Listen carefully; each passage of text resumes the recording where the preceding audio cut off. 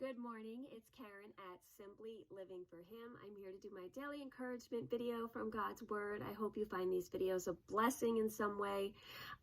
If you do, I'd love for you to share them with a friend, subscribe to the YouTube channel, and just let me know what you think.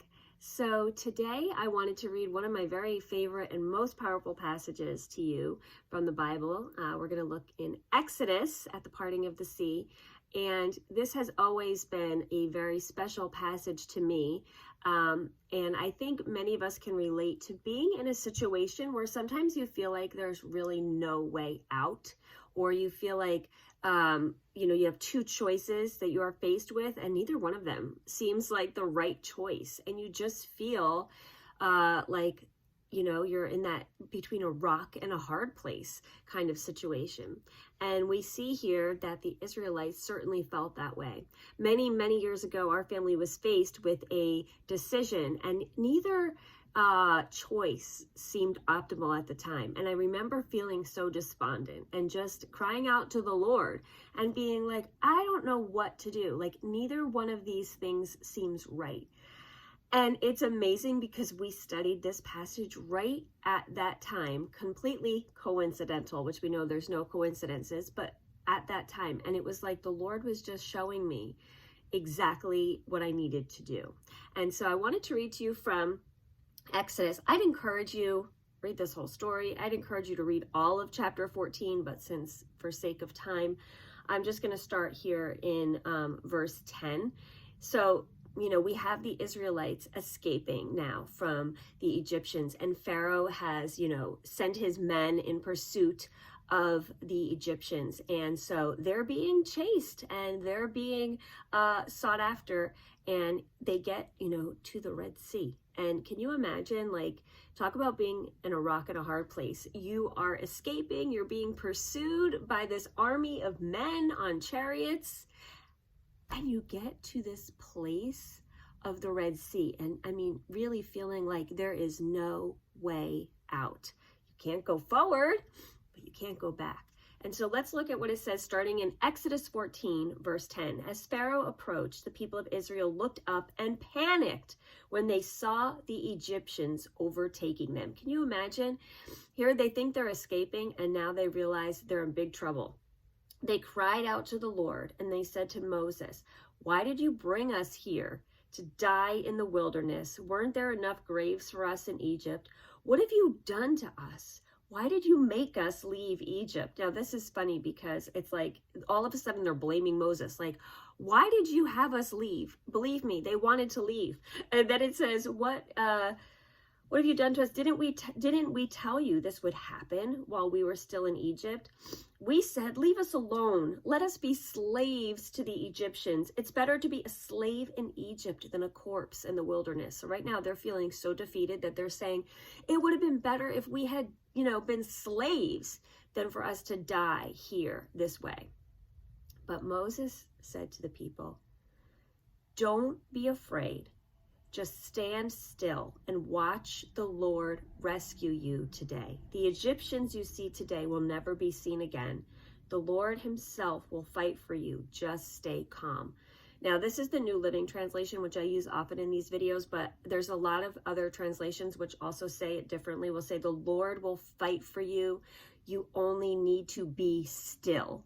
Or they say the Lord will fight for you. You need to hold your peace. And so there's a few different translations. It would be great if you even looked that up in several different translations. But here we have the Egyptians, the Israelites, they're so much like us, right? We see God is working, God is moving, and all of a sudden when it doesn't go our way or what we thought, we're like, all right, God, we get mad. We're like, all right, God, this isn't working out. You didn't know what was best. And it's like the Egyptians are saying to Moses here, we would have been better off as slaves. What are you doing? They all of a sudden, because obviously it did look like there was no way out, they just stopped trusting. They're just like, you know what? It's better that we remain slaves.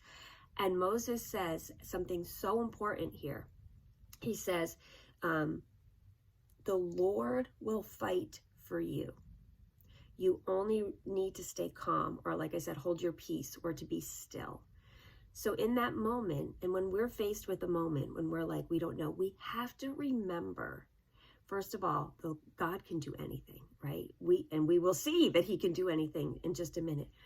But we have to remain calm. We have to hold our peace. We have to be still and continue to trust the Lord, even when there seems to be no way out. He has a plan, and he knows what is coming next. It is not a surprise to him that the Red Sea was there.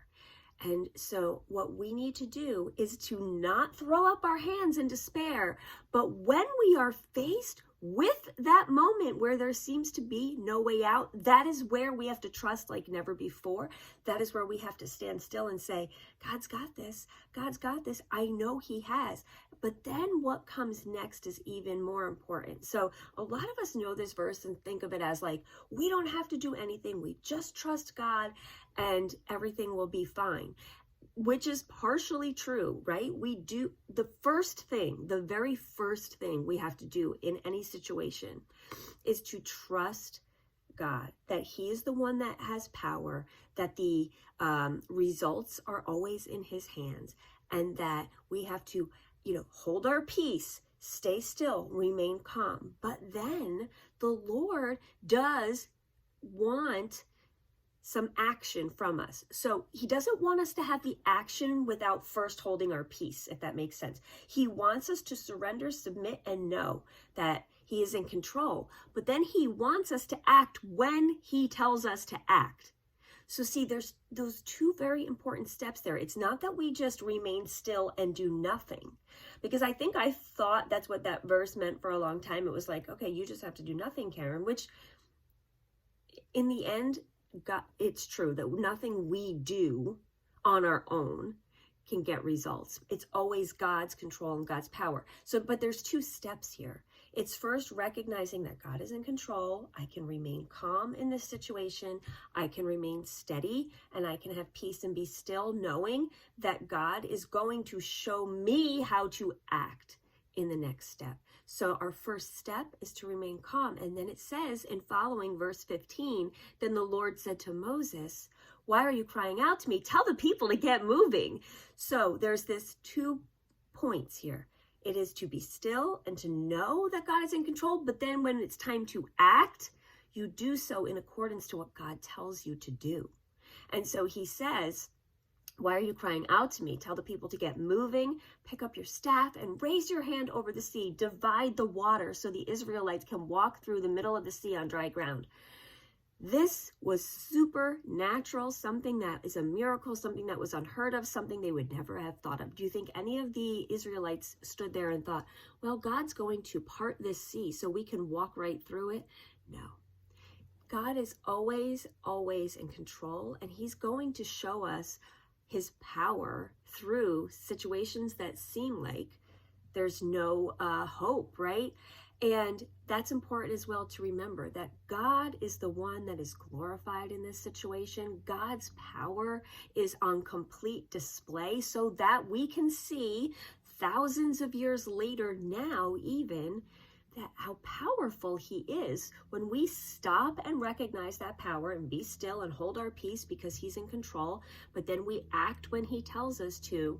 His power is beyond our imagination. We would never expect him to part the sea, right? So he gets all the glory in the end, and that is exactly the way it's supposed to be.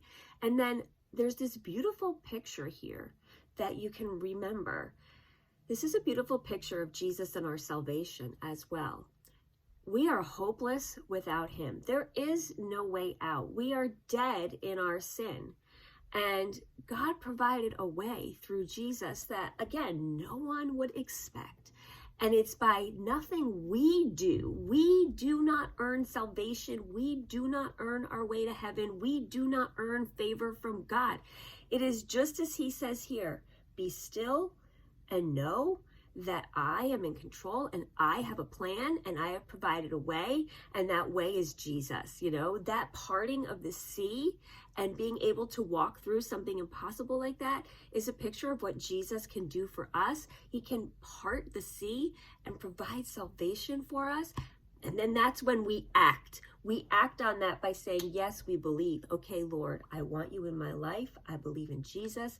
Now I want to walk through that sea, not by my power, by your power. And so that's a beautiful picture there of salvation. And so this is what we have in this story in Exodus. I'd encourage you to read the entire thing. It's just so powerful, how Moses, then leads the people through the sea, and the Egyptians are pursuing them, and they are the ones that end up being drowned in that water. They are the ones that end up being overtaken by the water, and not the Israelites. And so this story has always been so powerful to me in my life, and I would encourage you to look at it today maybe with fresh eyes, and to remember that God will always provide a way, not in your strength, not in your power, but in his own power. And then when he tells us to act, we do it. And we walk in his power, just as the Israelites walked through that sea. So I hope this encouraged you today. If it did, let me know. Share it with a friend. And I'll see you guys next time. Until then, I wish you all the blessings and joy in Jesus today.